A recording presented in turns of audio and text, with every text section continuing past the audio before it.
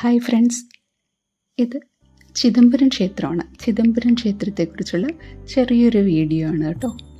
വളരെ റീസെൻ്റായിട്ട് കഴിഞ്ഞ ആഴ്ച ഞാനും എൻ്റെ ഫ്രണ്ട് ദിവ്യയും കൂടി വിസിറ്റ് ചെയ്തതാണ് ഈ അമ്പലത്തിൽ.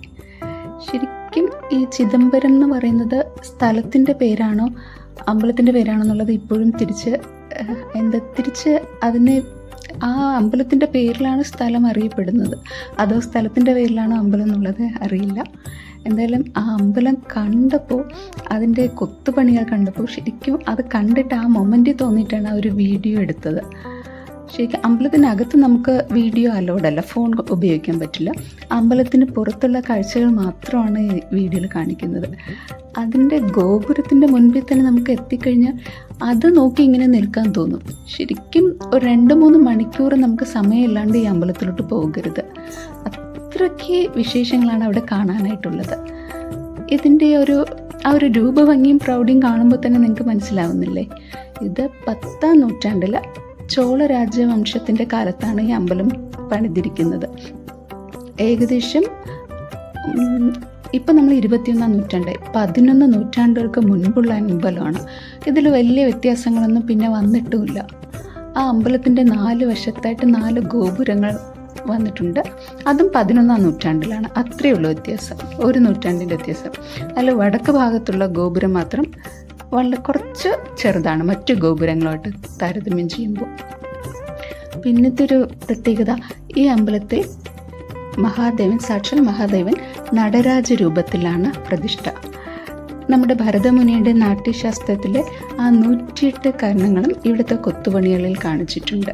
അതൊക്കെ നോക്കാൻ ശരിക്കും അതാ ഞാൻ പറഞ്ഞത്, അത്രയും സമയമില്ലാണ്ട് നമ്മൾ ഈ അമ്പലത്തിലോട്ട് പോകാനേ പാടില്ല. അമ്പലത്തിൻ്റെ കൊത്തുപണികൾ, അതിൻ്റെ പുറത്തെ വിഗ്രഹങ്ങൾ, നമ്മളൊരു ചൊല്ലുണ്ടല്ലോ 300, എനിക്ക് ആ വേർഡ് കറക്റ്റ് കിട്ടുന്നില്ല, എത്രയോ 330, എനിക്ക് വേർഡ് കിട്ടുന്നില്ല, സോറി.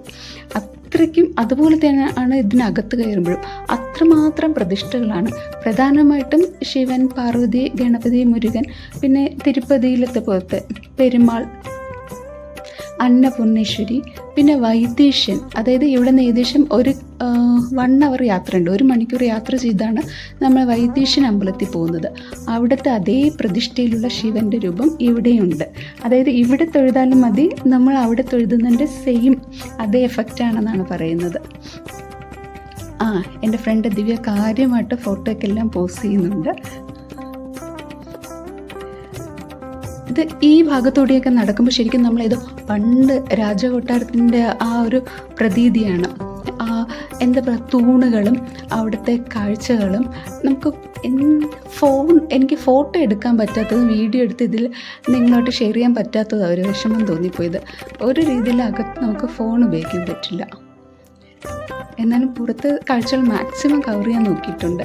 ഇത് കാണുമ്പോൾ തന്നെ നിങ്ങൾക്ക് മനസ്സിലാവുന്നുണ്ടല്ലോ, ഇതാണ് ക്ഷേത്രക്കുളം.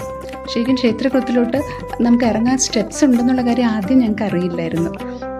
പിന്നെ ചുറ്റും കുറേ കറങ്ങി വന്നിട്ടാണ് ഇത് മനസ്സിലായത്, അകത്ത് താഴോട്ട് നമുക്ക് ഇറങ്ങാൻ കഴിയുന്നുള്ളത്. ഈ കുളത്തിന് ശിവഗംഗ എന്നാണ് പേര്. ഈ അമ്പലത്തിൽ ശിവനും പാർവതി ദേവിയും ഉണ്ട്. എന്നാൽ ഈ അമ്പലത്തിന് തൊട്ട് മാറിയിട്ട് മറ്റൊരു അമ്പലമുണ്ട്. അവിടെ ദേവി മാത്രമേ ഉള്ളൂ. അവിടെ ഇരിക്കുന്ന ദേവിയുടെ പേര് തില്ലയമ്മാൾ എന്നാണ്. ഒരു കഥ എന്ന് പറയുന്നത്, തില്ലയമ്മാളും പാർവതി ദേവിയും കൂടി നൃത്തം മത്സരം വയ്ക്കുമ്പോൾ പാർവതി ദേവി പരാജയപ്പെട്ടു പോകുന്നു. പാർവതി ദേവി വിഷമിച്ച് ശിവൻ്റെ അടുത്ത് വന്ന് ഈ അമ്പലത്തിൽ ഇരിക്കുന്നു എന്നാണ്. അതുകൊണ്ട് തില്ലയമ്മാൾ ഒറ്റയ്ക്ക് മറ്റ് സ്ഥലത്തായിപ്പോയി എന്നാണ്. ഇതൊക്കെ എനിക്ക് അവിടെ നിന്ന് കിട്ടിയ അറിവുകളാണ്, കഥകളാണ്.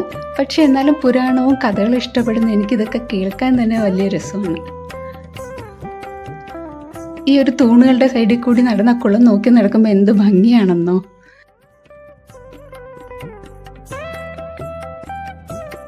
പിന്നെ ഈ അമ്പലത്തിൻ്റെ ഒരു ആ സ്ഥാനത്തിന് എന്താ പേര് പറയാമെന്ന് എനിക്കറിയത്തില്ല. ഒരു പ്രത്യേക പൊസിഷനിൽ വന്ന് നിൽക്കുന്ന സമയത്ത് നമുക്ക് 4 ഗോപുരങ്ങളും കാണാൻ പറ്റും. രാവിലെ ഏകദേശം ഒരു 6 മണിയോട് കൂടിയാണ് ഞങ്ങൾ അമ്പലത്തിലെത്തിയത്. എന്നിട്ട് 9 മണി കഴിഞ്ഞാൽ തിരിച്ചിറങ്ങിയത്. പക്ഷെ അത്രയും സമയം നമുക്ക് അമ്പലത്തിനുള്ളിൽ കയറി കഴിഞ്ഞാൽ നമ്മൾ വേറെ ഏതോ ലോകത്ത് ഇങ്ങനെ നിൽക്കുന്ന പോലെയാണ്. ഫുൾ പോസിറ്റീവ് വൈബാണ്. ഫുൾ പോസിറ്റീവ് വൈബിൽ ഇങ്ങനെ എനർജൈസ്ഡായി നമുക്ക് തിരിച്ചിറങ്ങാം. പണ്ടത്തെ രാജാക്കന്മാരൊക്കെ സഞ്ചരിച്ച നടപ്പാതകളാണ് നമ്മൾ നടക്കുന്നതെന്നൊക്കെ ഓർക്കുമ്പോൾ തന്നെ നമുക്കൊരു പ്രത്യേക ഒരു മനസ്സിനൊരു വലിയ സന്തോഷം. ആ അകത്തെ അമ്പലത്തിൻ്റെ ഒരു അറ്റ്മോസ്ഫിയർ നമുക്ക് തരുന്ന ഒരു ഫീലിംഗ്, അതാണ് ഏറ്റവും എടുത്തു പറയേണ്ട ഒരു കാര്യം.